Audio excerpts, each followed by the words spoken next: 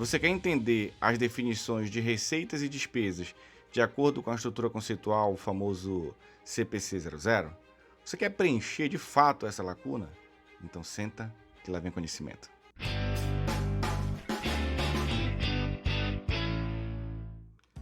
Antes de tudo, para você entender uma coisa, o CPC 00 ele de fato não é um pronunciamento técnico. Na realidade, o CPC 00 ele é uma estrutura conceitual, ele é uma base, ele é como se fosse um alicerce para os outros CPCs. Antes, pessoal, a gente tem que entender que as receitas e despesas elas são elementos básicos lá das demonstrações contábeis que se referem ao desempenho financeiro da entidade. Então, por exemplo, lá elas estão diretamente ligadas à demonstração do resultado do período ou demonstração do resultado do exercício. A confrontação entre elas, na realidade, entre receita e despesa, vai gerar o lucro ou o prejuízo da entidade. Agora vamos para as definições. Quando a gente fala de receita, o CPC é bem claro, ele diz que as receitas são aumento nos ativos, tá? Ou redução nos passivos.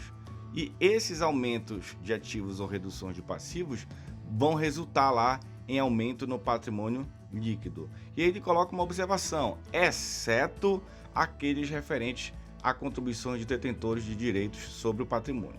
Então, vamos por partes. Quando eu falo em aumento de ativo, é porque é o seguinte, uma receita de venda, por exemplo, se ela for à vista, ela aumenta lá o caixa equivalente de caixa.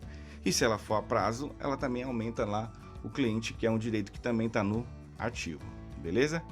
Bom, ele também fala que a receita, ela diminui o passivo. Então, qual é o caso de uma receita que diminui passivo, por exemplo? Uma receita diminui um passivo quando for o perdão de uma dívida. Então, eu tenho uma dívida, uma obrigação, está lá no passivo. Se eu sou perdoado dessa obrigação, automaticamente diminui meu passivo e eu gero uma receita. Agora vamos lá. Ambas situações, tanto aumento no ativo quanto diminuição do passivo, elas geram, no final das contas, um aumento no patrimônio líquido. Por quê? A receita, ela aumenta o resultado e esse resultado acaba aparecendo lá no patrimônio líquido. Agora, lembrando lá daquela observação que o CPC fala, exceto aqueles referentes a contribuições de detentores de direitos sobre o patrimônio. O que o CPC 00 quer dizer quando fala isso? Ele está dizendo o seguinte, olha, o patrimônio líquido da empresa ele aumenta, tá? Mas aumenta não em função de receita. Aumenta no caso quando a gente tem lá integralização do capital social. Você está aumentando o patrimônio líquido lá porque está aumentando o capital social, mas isso não é originado de uma receita, na realidade é um aporte do sócio. Finalizamos a receita, agora vamos para a definição de despesa. Então lá o CPC 00, ele diz que as despesas são reduções nos ativos ou aumento nos passivos. E ambas situações vão resultar lá uma redução do patrimônio líquido da empresa.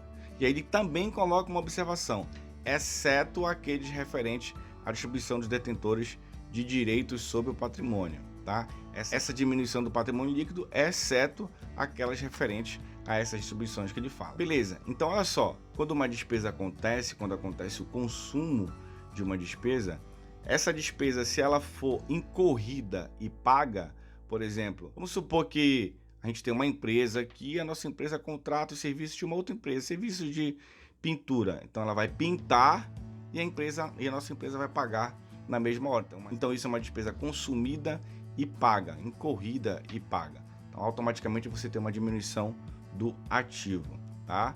Agora a despesa que é incorrida ou consumida lá e não paga, ela gera uma obrigação. Então você tem um aumento de um passivo. Então a mesma situação, vamos lá.